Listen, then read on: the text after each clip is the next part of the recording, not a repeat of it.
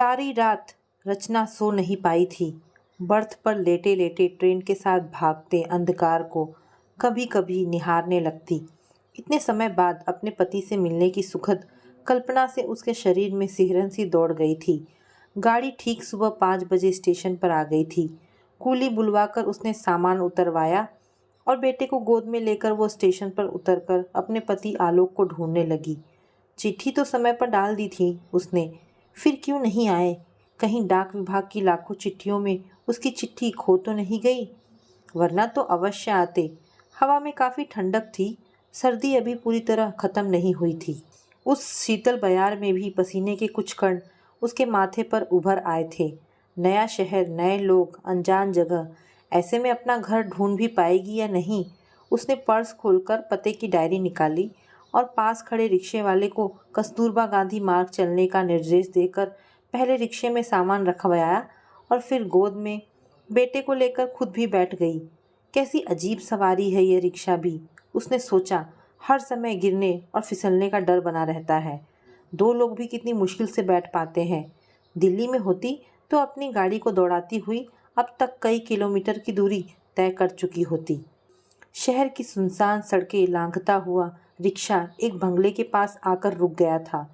उसने रिक्शे वाले को बाहर गेट पर ही पैसे देकर विदा किया और हाथ में बैग पकड़कर बंगले के बाहर आकर खड़ी हो गई थी। पहले का समय होता तो सीढ़ियां लांघती हुई, धड़धड़ाती हुई अब तक घर के अंदर पहुंच चुकी होती, पर इस समय एक संकोच उसके पांव जकड़ रहा था। घर तो उसका ही है, पति के घर को वह अपना ही तो कहेगी, लेकिन पिछले कई दिनों से उनके बीच एक दीवार सी खिंच गई थी। रचना चिर परिचित आवाज़ पर वह पीछे मुड़ गई थी, जैसे मुग्धावस्था से चौंकी हो। इतने समय बाद पति को देखकर वह उन्हें एकटक निहारती रह गई थी। रंग पहले से अधिक खिल उठा था, शरीर झरहरा पर चुस्त दुरुस्त। चलो अंदर चलो, यहाँ क्यों खड़ी हो? अपने कंधे पर कोमल स्पर्श पाकर वह चौंकी। खुशी, सामान उठाकर अंदर रखवा दो, आदेश देकर उन्होंने बेटे को गोद में उठा लिया और पत्नी से प्रश्न किया, चिट्ठी लिख देती, मैं तुम्हें लेने स्टेशन आ जाता। लिखी तो थी, फ़ोन भी करवाया था, पता चला दौरे पर गए हो तुम। उसने रुक रुक कर कहा, अच्छा शायद खुशी डाक देना भूल गई है। पिछले दिनों काफ़ी व्यस्त रहा, तभी खुशी ट्रे में आलोक के लिए नींबू पानी, उसके लिए चाय और बेटे के लिए गिलास में दूध व कुछ बिस्कुट रख गई थी। पिता पुत्र बातों में ऐसे व्यस्त हो गए जैसे सब कुछ एक ही दिन में जान समझ लेंगे। चाय की चुस्कियां लेते वह झाड़ू लगाती हुई खुशी को देखने लगी। सांवला चेहरा, कुमकुम की बिंदी, लाल बॉर्डर की साड़ी और कोल्हापुरी चप्पल, छरहरा शरीर जैसे उसकी अपनी थुलथुल काया का मजाक कर रहा था। गजब का आकर्षण है इस तरुणी में। चेहरे पर कुटिल मुस्कान घेर आई थी। चाय की चुस्कियां लेते हुए रचना ने चोर दृष्टि से घर के हर कोने की टोह ले ली। घर का हर हिस्सा साफ सुथरा और सुव्यवस्थित था। कमरे में नीले रंग के पर्दे पर लाल रंग रचना को पसंद था। उसने घड़ी की ओर दृष्टि घुमाई। 9 बजने को आए थे। आलोक के दफ्तर जाने का समय हो गया था। यह सोच वह नाश्ता बनाने के लिए उठने लगी तो उन्होंने सब्र रोक दिया। जब से बीमार हुआ हूँ, भोजन सुबह सुबह पचता नहीं है। खुशी को माँ सब समझा गई है, वही बनाकर ले आएगी। तुम आराम से बैठो। मेज पर रखे बर्तनों की खनखनाहट सुनकर उसकी नज़र उस ओर चली गई थी। इलायची का छौंक लगाकर बनी खिचड़ी को सौंधी महक कमरे में फैल गई थी। नाश्ता करके दफ्तर जाते समय आलोक उससे कहते गए, जो भी काम हो खुशी से कह देना, यह सब काम बड़े सलीके से करती है। अनायास कहे पति के वाक्य उसे अंदर तक बींध गए। वह खुद पर तरस खाकर रह गई थी। ब्याह के कुछ ही दिनों में पति पत्नी के बीच संबंधों की खाई इसी बात पर ही तो गहराती गई थी।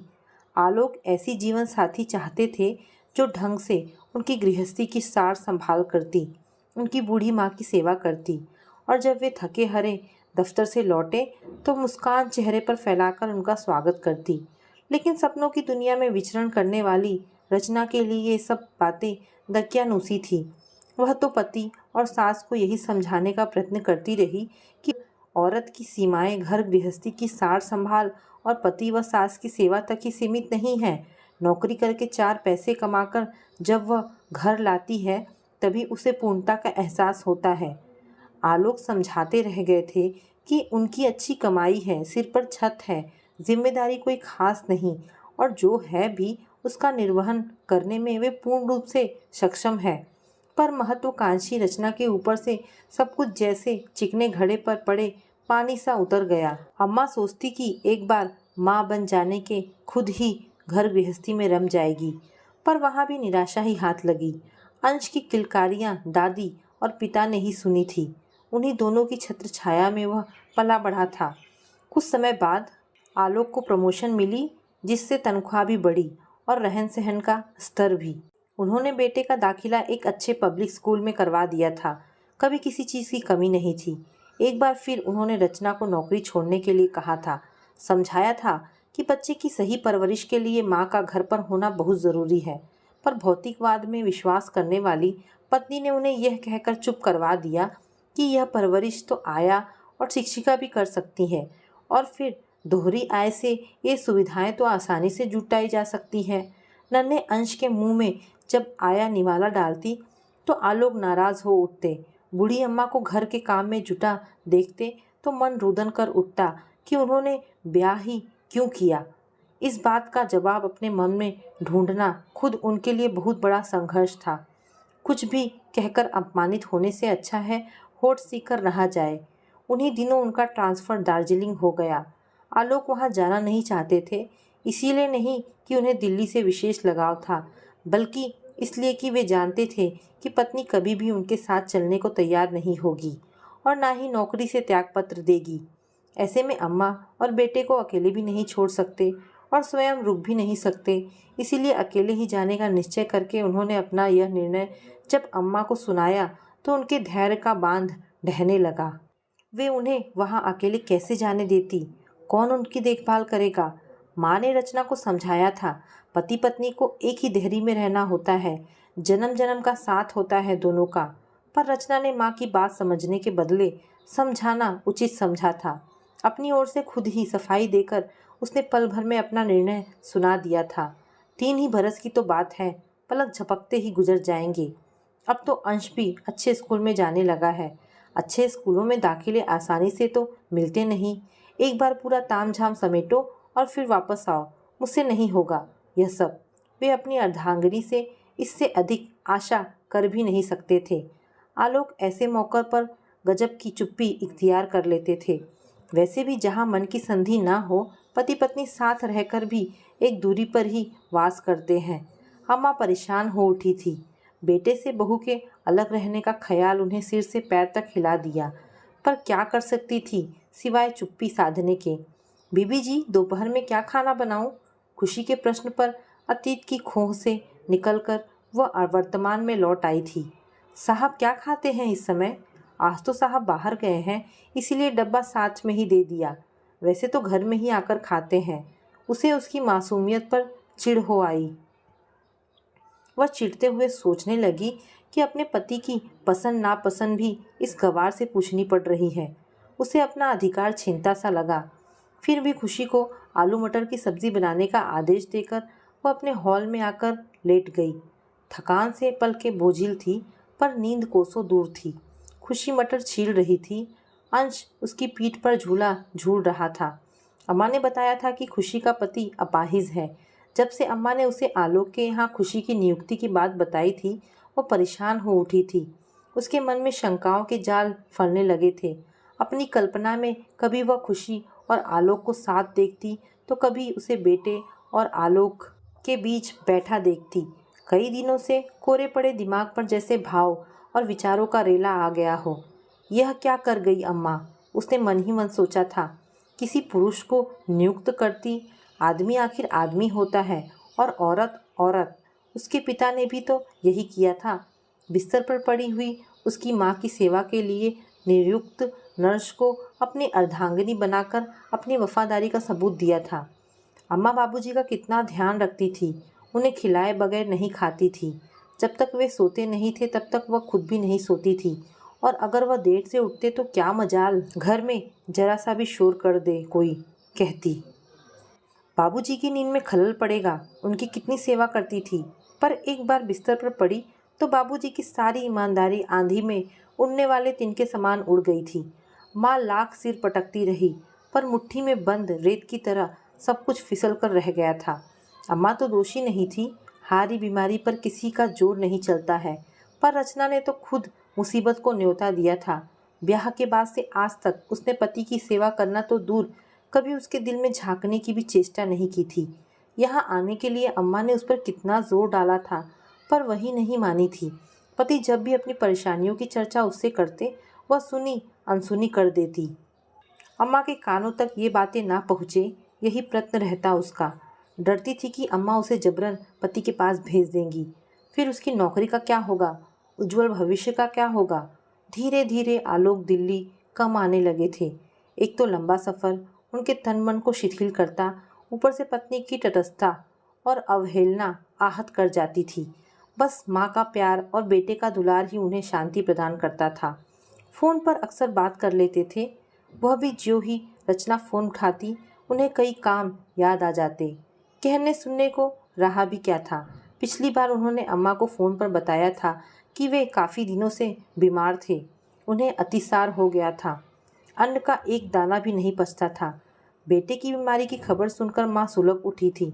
उन्होंने अपने ज़माने की कई पतिव्रता औरतों के उदाहरण दे डाले थे कि ऐसे समय में पत्नी ही तो पति की सेवा करती है। बीमार इंसान दवा के साथ साथ प्यार और सहानुभूति की भी आशा रखता है। पर बहू के समक्ष सुनहरा भविष्य और शानदार कैरियर एक बार फिर मुंह बाएं खड़ा हो गया था। उन दिनों दफ्तर में प्रमोशन की नई सूची बन रही थी। ऐसे में उसका कहीं भी जाना नामुमकिन था। यूँ उसने फ़ोन पर पानी उबालकर पीने और समय पर दवा लेने की हिदायत देकर अपने कर्तव्य से छुट्टी कर दी थी। बेटे के पास अम्मा ही पहुंची थी। अम्मा ने ही पूरी तरह से उनकी देखभाल की थी। जब लौटने लगी तो खुशी को बेटे की देखभाल के लिए नियुक्त कराई थी। घर लौटकर उन्होंने खुशी की प्रशंसा में ज़मीन आसमान एक कर दिया था। अब यह प्रशंसा बहू को कुढ़ाने के लिए करती थी या उसके मन में पति के प्रति प्रेम का बीज अंकुरित करने के लिए, यह तो वही जाने।